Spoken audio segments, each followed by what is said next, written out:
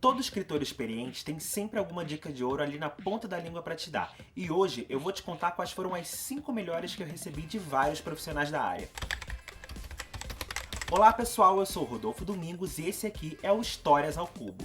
Nos últimos anos eu conheci muita gente que escreve e que escreve muito bem. Jornalista, publicitário, roteirista, escritor e um monte de gente. E essa galera de boa vontade tá sempre ali dando alguma dica e de vez em quando eles falavam alguma coisa que eu não sabia e de repente, pum, explodia minha cabeça. E depois disso meus textos nunca mais eram os mesmos. E apesar de ter gente que diz que se conselho fosse bom a gente vendia, eu vou te dizer tudo isso de graça. Então você só precisa ficar até o final do vídeo, tá bom? E a primeira dica que eu vou te dar, ela nem foi dada diretamente a mim. Eu tava vendo uma entrevista com a Becky Albertalli, que é a autora daquele livro badaladíssimo chamado Com Amor Saibam, que tem um filme aí, muitos de vocês já devem ter visto. E a dica dela é pegar a cena no meio do caminho e sair da cena antes do final. Ué, mas como assim? Imagina um personagem que vai a um restaurante. Entre o final dessa cena e a próxima não acontece nada de importante. Então qual que é o sentido de você começar a cena escrevendo que ele entrou no restaurante e terminar a cena dizendo que ele saiu do restaurante? O que interessa é o que tá ali no meio da cena. É por isso que a maioria dos capítulos, a maioria das cenas já começa ali já no meio do diálogo, como se já tivesse acontecido alguma coisa antes, que você perdeu, mas que por algum motivo não era tão importante de você ficar sabendo. Depois que eu vi essa dica, eu reparei que todos os escritores profissionais fazem isso, e se você não tá fazendo isso, a sua cena provavelmente está ficando cheia de barriga. E a dica número 2 eu recebi numa oficina de escrita criativa com o Reginaldo Pujol Filho, e ele estava ali falando da questão da estrutura do diálogo, e ele deu uma dica que é muito importante. 2 personagens nunca estão na mesma cena. Ué, mas como assim?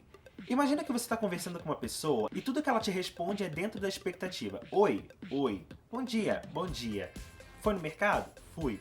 Não tem interesse nisso, né?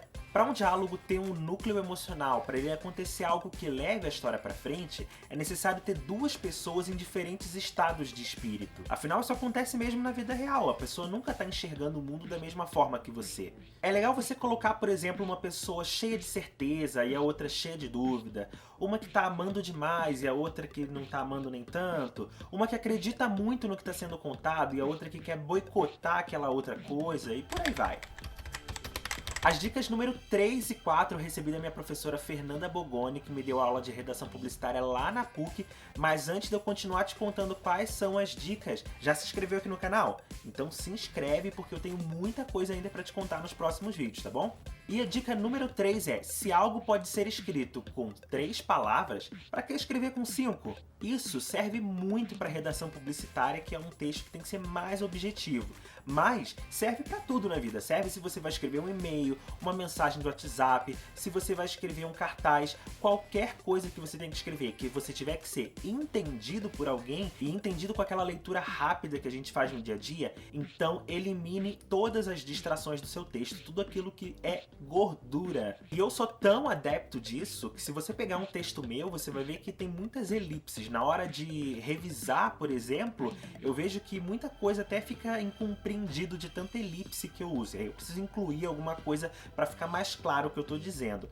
Então, é uma coisa que eu uso na prática isso há muito tempo.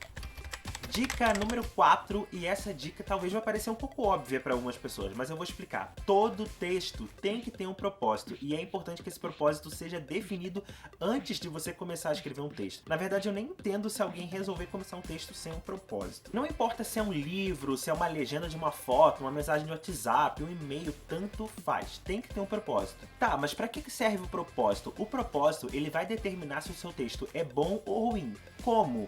No final do texto, você só vai saber se ele é bom ou ruim se ele cumpriu o propósito que você queria, que pode ser de encantar as pessoas, de contar uma história, de passar uma informação. Não importa, ele precisa cumprir o seu propósito. Mas se chegou no final e as pessoas entenderam tudo errado o que você queria dizer, é porque esse propósito não estava muito claro. E a dica número 5, e isso eu já ouvi de várias pessoas. deixa para revisar só depois de terminar de escrever. Porque quando você está escrevendo, o seu foco tem que ser no conteúdo. Deixa o português para lá, deixa para revisar depois.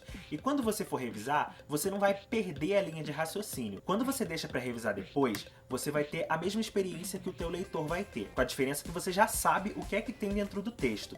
Só que você vai começar a perceber onde você repetiu palavra, e isso acontece demais comigo, onde você comeu letra, onde não ficou muito claro, onde está muito extenso, esse tipo de coisa. Então deixa para revisar depois. E eu utilizo muito isso até mesmo quando eu tenho prazo, quando eu tenho uma linha muito específica do que eu preciso escrever. Porque para mim especificamente, o mais difícil é começar. O mais difícil é escrever o primeiro parágrafo, porque a gente não pode começar todo o texto com era, uma vez, isso e aquilo. Então eu tenho uma dificuldade muito grande de escolher o que vai ser. Só que aí depois que eu começo, o negócio flui. E depois que ele flui, eu não posso ter distração, porque se eu tiver distração, eu perco aquela linha de raciocínio que é gostosa, que faz parte da criação.